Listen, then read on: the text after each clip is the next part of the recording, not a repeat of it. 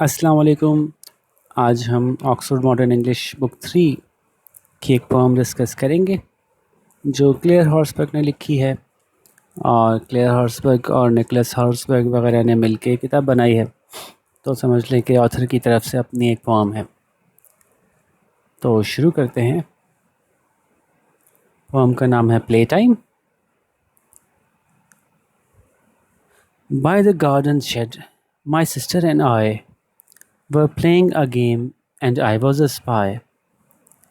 हमारा एक बाग था, उस बाग के शेड के पास। अच्छा, बाग अगर आपका है तो बाग में कुछ जगह ऐसी होगी जहाँ बैठ के कुछ लोग लंच करते होंगे कभी कभी, या बैठ के कोई चाय वाय पी रहे हैं।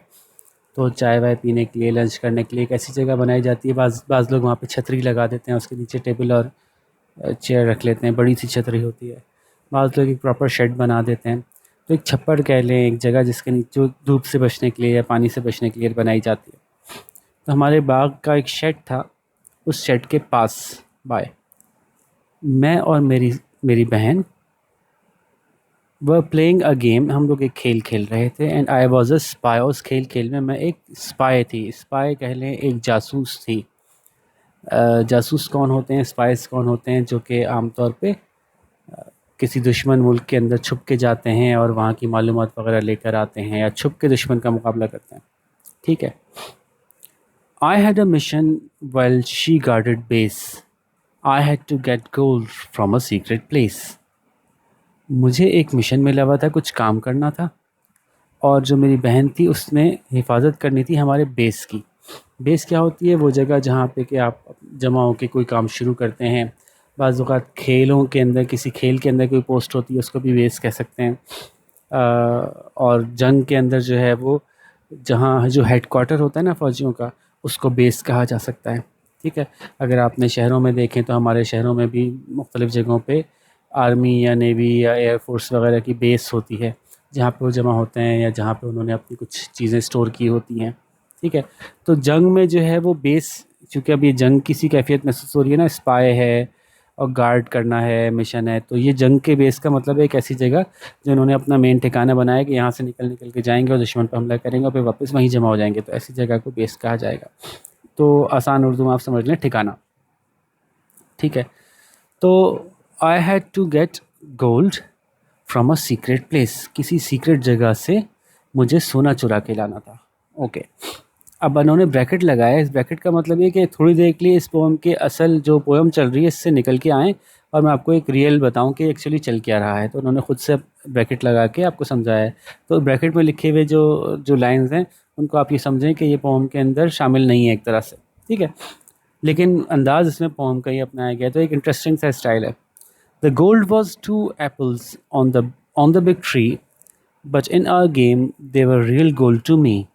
जो सोना जिसके पीछे मुझे जाना था वो असल में क्या था? द गोल्ड वॉज 2 apples, वो 2 सेब थे। ऑन अ बिग ट्री, एक बड़े से दरख्त पे लगे हुए। बट इन आवर गेम, लेकिन हमारे खेल में, they were real gold to me, मुझे, मेरी नज़र में, मेरे नज़दीक वो असल सोना ही थे। ठीक है। तो एक सेब को इसने जो है सोना बनाया हुआ था अपने जहन में। तो खेल खेल रहे थे, बच्चों का खेल जैसे होता है। अ giant beast was asleep in the way. If I woke him up, I'd be sure to pay. और एक बड़ा सा ख़तरनाक दरिंदा जो है वो सो रहा था उसके करीब, उस रास्ते में जिस रास्ते में सेब आते थे या वो सोना आता था। और अगर मैंने उसको जगा दिया तो I'd बी श्योर टू पे, तो यकीनन मुझे उसको भुगतना पड़ेगा। पे का मतलब तो देना होता है, लेकिन यहाँ पे यू विल पे जब हम कहते हैं ना, तो तुम्हें यकीनन भुगतना पड़ेगा इसका नतीजा। तो अगर मैंने उसको जगा दिया तो मुझे उसका बड़ा ख़राब नतीजा भुगतना पड़ेगा, ये मतलब बनता है यहाँ पे। ठीक है। The beast was ferocious, quite mad and bad, but really the beast was my snoozing dad. अब ये ब्रैकेट में फिर आ गया, तो पोएम में से हट के इन्होंने फिर वापस हमें समझाया कि एक्चुअली क्या चल रहा था। तो वो जो दरिंदा था वो हमारे नज़र में कौन था? एक बहुत ही खूंखार, तकरीबन पागल सा, एक बहुत ही बुरा सा कोई चीज़ थी। लेकिन असल में वो मेरे अब्बू थे, हमारे बाबा थे, जो उस वक्त वहाँ सर टिकाए और सो रहे थे। स्नूजिंग होता है डीप स्लीप नहीं होती, गहरी नींद नहीं, बल्कि थोड़ी देर के लिए सर टिका के सो जाना, थोड़ी देर के लिए आराम करते करते आँख लग जाना। ठीक है। जैसे कि नैप कह लें आप उसको। I crept past the bushes, twisted like wire, and round the low wall, glowing warm like fire. अच्छा, मैं क्रेप्ट कर क्रीपिंग कहते हैं रेंग रेंग के जाना, तो नीचे ज़मीन पे लेट लेट के रेंग रेंग के गई। पास्ट द बुशेस, जो झाड़ियाँ थी उनकी उनको गुजारा मैंने, उन झाड़ियों के पास से गुजरी। वो झाड़ियाँ ऐसी थीं जैसे कि तार की तरह एक दूसरे के अंदर अड़ी हुई, मुड़ी तुड़ी। तो ट्विस्टेड कहते हैं कोई चीज़ ऐसी घूमी हुई। तो जंग में होता है ना कि जंग में खारदार तार होते हैं, तो उसका कुछ ही कॉन्सेप्ट देना चाह रही हैं कि जैसे खारदार तार जगह जगह लगे होते हैं ग्राउंड जंग में, ग्राउंड के ऊपर के दुश्मन ना आ जाए। तो ये जो है वो कुछ खारदार तारों का सा मंज़र पेश कर रही हैं। ठीक है जी। अच्छा जी, अब आगे चलते हैं। तो वो जो खारदार तारों जैसी झाड़ियाँ थीं उनके पास से मैं क्रॉलिंग करती हुई गुज़री, अपना लेट के तकरीबन, एंड राउंड द वॉल। और मैंने पार की वो दीवार। किसी चीज़ के राउंड जाने का मतलब कोई चीज़ अगर रास्ते में आ गई है तो उसके आप दूसरी तरफ से निकल जाएं, तो उसको गोइंग राउंड कहते हैं। तो जो छोटी दीवार थी उसकी दूसरी तरफ से निकली, जो ऐसे चमक रही थी जैसे कि आग लगी हो। ठीक है, ऐसे ऐसे रोशन थी वो दीवार। तो एक्चुअली वहाँ पे सनलाइट पड़ रही होगी, दीवार पर धूप लगी रही होगी, धूप की वजह से दीवार रोशन होगी। ठीक है जी, आगे चलते हैं। I did not notice the beast beady eye, मैंने गौर नहीं किया उस दरिंदे की मोतियों जैसी आँखों को। ओपनिंग स्लोली, जो कि हल्के हल्के खुल रही थी।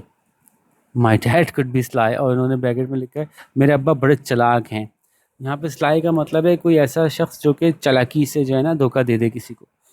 तो मेरे अब्बा बड़े चालाक हैं, उन्होंने चालाकी से मुझे धोखा देने की कोशिश की कि हमें ऐसा लग रहा होगा कि ये सो रहे हैं, लेकिन ये कि एक्चुअली वो जाग रहे थे और चुपके से उन्होंने आंखें खोल के देखा होगा कि कहाँ तक पहुँची। कुछ ऐसा चल रहा होगा, लिखा नहीं है लेकिन हम अज्यूम कर सकते हैं कि ऐसा चल रहा होगा। तो I did not notice the beast beady eye, मैंने गौर नहीं किया उस बीस्ट की मोती जैसी जो छोटी छोटी गोल गोल आँखें थी उनको। एक्चुअली ऐसा नहीं था, लेकिन उसने इमेजिन किया हुआ है ना, जैसे कि जो जंगली जानवर, तो जानवरों की आमतौर पर आँखें गोल गोल होती हैं, तो गोल गोल छोटी छोटी बीडी मोतियों जैसी आँखें। तो वो हल्की हल्की खुल रही थी, और मेरे अब्बा जो हैं बड़े चालाक हैं, मुझे धोखा दे दिया उन्होंने शायद।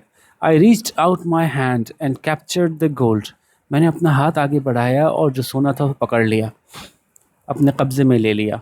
I was almost back when a hand took hold, और मैं तकरीबन वापस पहुंचने ही वाली थी कि अचानक से एक हाथ ने मुझे पकड़ लिया। It grabbed at my shirt and made me yell, उस हाथ ने मेरी कमीज़ पकड़ ली और मुझे चीखने पे मजबूर कर दिया। येल का मतलब चिल्लाना। My sister looked up and she screamed as well, और मेरी बहन जो बेस की हिफाजत करने के लिए खड़ी थी, उसकी नज़र अचानक सामने पड़ी तो उसकी भी चीख निकल गई। स्क्रीम्ड एज वेल, वो भी चीख दी। The monster the beast has got you now, अरे अरे, तो वो जो मॉन्स्टर था, वो जो बीस्ट था, वो दरिंदा था, उसने तुमको पकड़ लिया है। I had to escape, I didn't know how, अब मुझे वहाँ से भागना था और मैं नहीं जानती कि कैसे भागूं। मैं नहीं जानती थी कि इस पकड़ से अपने आप को कैसे निकालूं। तो स्केप का मतलब फ़रार होना, यहाँ से फ़रार होना था मुझे। My sister flu in and started a fight, मेरी बहन भागती हुई आई। यहाँ पे है तो फ्लू, फ्लू का मतलब फ्लाई का पास्ट टेंस, तो लेकिन उड़ के नहीं आई, मतलब इतनी ऐसी तेज़ी से आई जैसे कि उड़ के आई हो। तो बड़ी तेज़ी से आई और उसने जो है ना लड़ाई शुरू कर दी। We both fought the beast with all our might, with all of our might, और हम दोनों ने मिलके जो है ना उस दरिंदे से मुकाबला किया अपनी पूरी ताकत के साथ। अब सोचें छोटी छोटी बच्ची हैं, वो अपने अब्बा के साथ गेम खेल रही हैं, तो अब्बा ने एक को पकड़ लिया है, दूसरी भागती हुई नहीं छोड़ूंगी, दौड़ दौड़ दौड़ दौड़। तो उसने जो है वो भी अपनी हाथ पाँव चलाने शुरू कर दिए, पहली वाली भी अपने हाथ पाँव चला रही है। Soon he was weak and he fell to his knees, जल्द ही वो कमज़ोर पड़ गया, वो अपने घुटनों के बल गिरा नीचे। और dad could act well and he liked to please, तो हमारे अब्बा असल में बहुत अच्छी एक्टिंग कर सकते थे और उनको अच्छा लगता था कि वो हमें खुश रखें। लाइक्स टू प्लीज़, दूसरों को खुश रखना अच्छा लगता था उनको। तो वो अगर मुझे पकड़ लेते, गेम ख़त्म हो जाता, हम हार मान लेते, तो उनको ये अच्छा नहीं लगता, बल्कि उनको अच्छा लगता है कि आखिर में हम किसी तरह से उनको हरा दें। बहुत से डैड्स ऐसे ही करते हैं ना, बहुत से अब्बा, वालिद, अब्बू, जो भी आप नाम रखें अपने वालिद का, तो ऐसे ही करते हैं ना, बच्चों के साथ खेलते हैं, खेलते खेलते वे बच्चों से हार जाते हैं, बच्चे उनको हरा देते हैं और उनके ऊपर चढ़ के पिटाई कर देते हैं उनकी, ये हमने दुश्मन को मार दिया। तो ऐसे खेल खेल में वो उनसे उनको हारना अच्छा लगता है अपने बच्चों से। We escaped to our safe place by the shed. The beast was defeated and hung his head. तो हम बच के फ़रार होने में कामयाब हो गए अपने सेफ़ जगह पे, जो हमने बेस बनाया था अपना, जो शेड के पास हमने बनाया था। और जो बीस्ट था, जो दरिंदा था, वो डिफीटेड, उसको हार हो गई, उसको हमने हरा दिया। एंड हंग हिज हेड, और उसने अपना सर लटका लिया। अच्छा, सर लटकाना किसे कहते हैं? सर झुका लेना। ऐसे सर झुका लेना, जब कोई हार जाता है ना, तो हार के या किसी को अफसोस होता है, तो वो भी अभी भी एक्टिंग कर रहे थे कि एक्टिंग में, ओ हो मैं तो हार गया, वो दुश्मन मेरे हाथ से निकल गया। तो हंग हिज हेड, अपनी गर्दन झुका ली। He return to settle in his dark lair, actually just the old garden chair. तो फिर वो वापस पलटा, वापस जाके बैठने के लिए या घुसने के लिए या आराम करने के लिए अपनी अंधेरी लेयर में। लेयर क्या होता है? लेयर वो जगह होती है जहाँ पे कि जानवर जो हैं जाके छुप के अपनी रात गुजारते हैं या अपना दिन गुजारते हैं।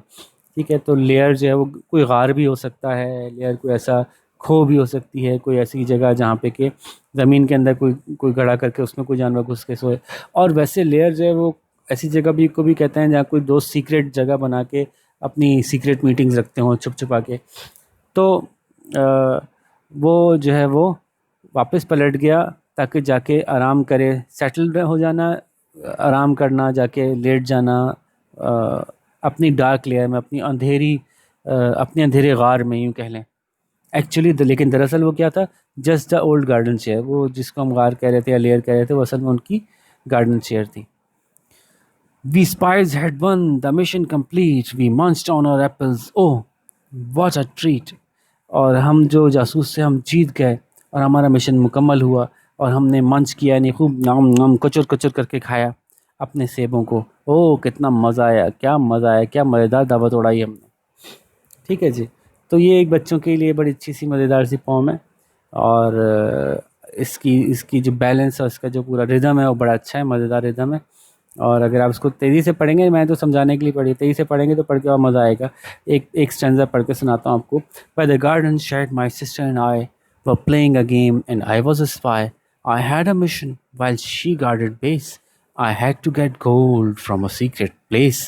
The gold was 2 apples on the big tree, but in our game they were real gold to me. ठीक है, तो उसके जो राइमिंग वर्ड्स हैं वो भी अच्छे रिदम के साथ आगे चलते हैं, तो मज़ा आता है पढ़ने में। ठीक है जी। तो इसकी जल्दी से एक्सरसाइज देख लेते हैं।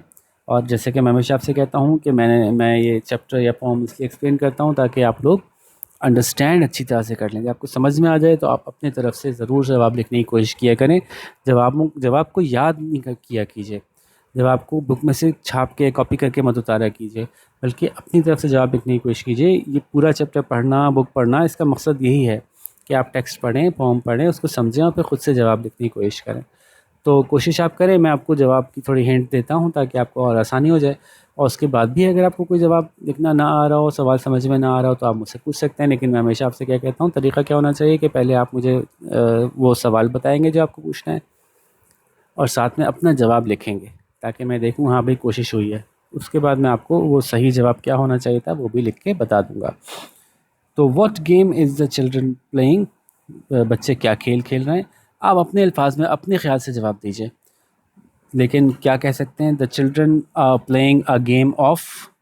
अब ऑफ के बाद आप अपनी तरफ से कुछ भी बता सकते हैं, जैसे कि आप कह सकते हैं कोई जंग का खेल खेल रहे थे, चोर चोर खेल रहे थे, लेकिन इंग्लिश में जवाब दीजिएगा।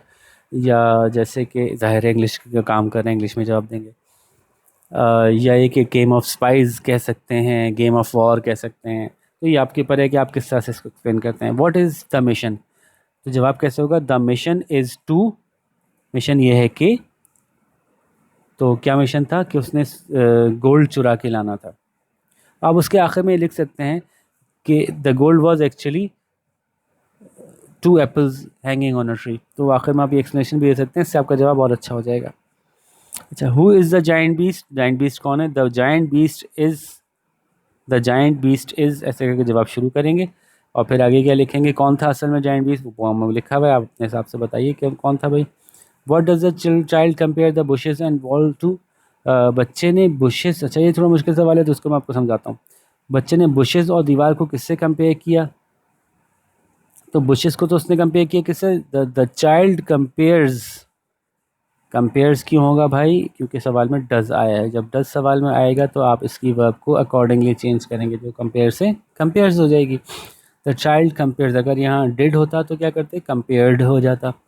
ठीक है, तो पास्ट टेंस होगा तो फिर पास्ट टेंस में कन्वर्ट कर देंगे वर्ब को। तो क्वेश्चन के अकॉर्डिंगली जवाब देना है। ठीक है, the child compares the bushes to, क्योंकि पहले दो अलग अलग चीज़ें हैं तो पहले बुशेस का जवाब देंगे। The child compares the bushes to